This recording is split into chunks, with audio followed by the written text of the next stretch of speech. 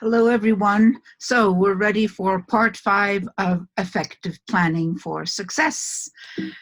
Hope this will be helpful. So last week we talked about making curriculum maps for each of your terms, or doing the whole year curriculum map, or deciding what can-do statements you need to focus on in the first term.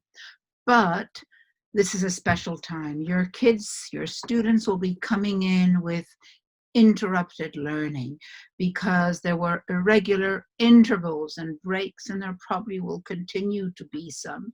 So the situation is a little different than in a regular school year. Your students will be coming in at different levels of readiness. Look at this fifth grade class. A typical fifth grade class will probably have only about a quarter of the students at grade level, and quite a few with gaps. If I look at this fifth grade class, and this, by the way, is taken from a lot of records of NWEA MAPS growth charts, 65 have unfinished learning to do. About a quarter are on track, and about 10% are more advanced. And I'd say that's pretty typical of most classrooms. So this is what you'll be facing with when you begin your school year. So practical principles for you as instructional leaders. Your big tasks, of course, are social emotional learning, having a clear roadmap of where you need to go in terms of curriculum, and be flexible in terms of scheduling and structures. And of course, to meet the students' academic needs, which is what the school wants and parents want. That's what we need to focus on today. So when the first day of school is coming up or will be coming up, you have to be thinking about, I'm sorry about this, about putting every student back on where they're supposed to be. Some of them will have gaps, and how to make this happen.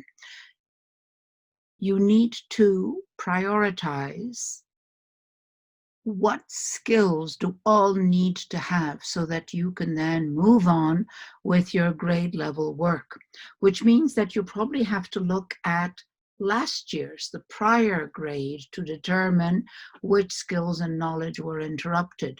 Here is where working with colleagues at different grade levels is very helpful.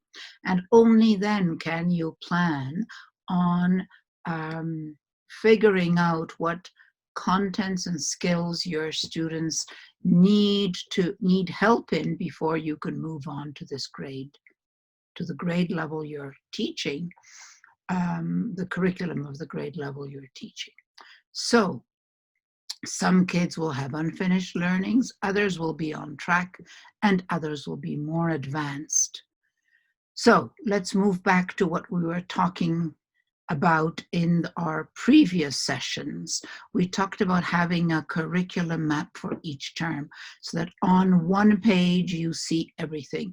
So hopefully maybe you worked on this on term 1 or on unit 1, or maybe you were ambitious and did a whole year's and did something like this. This shows all your weeks, all your terms on one piece, on one document, and you can then scan and see what needs to be done.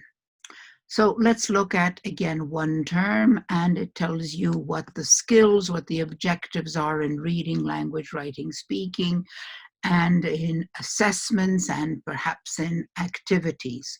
So once you have your whole year or your whole term, whatever you're looking at, then you can decide what is important and you can analyze it.